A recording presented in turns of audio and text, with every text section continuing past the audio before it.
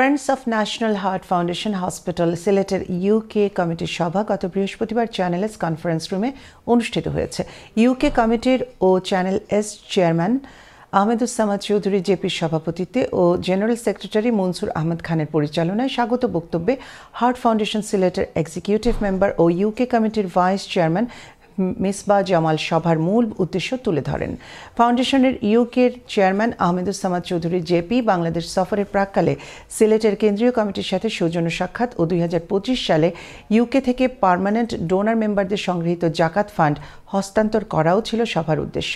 সভা চলাকালীন সময়ে চ্যানেল এস ফাউন্ডার ও permanent donor member Mahi Ferdous Jalil ও সাপ্তাহিক বাংলা পোস্ট ফাউন্ডার তাজ চৌধুরী অনুষ্ঠান উপস্থাপকের মাধ্যমে সবাইকে শুভেচ্ছা জানিয়ে হসপিটালের কাজে গত 20 বছর ধরে চ্যানেল এস যেভাবে সহযোগিতা চালিয়ে আসছে তা আগামীতেও অব্যাহত থাকবে বলে আশা প্রকাশ করেন।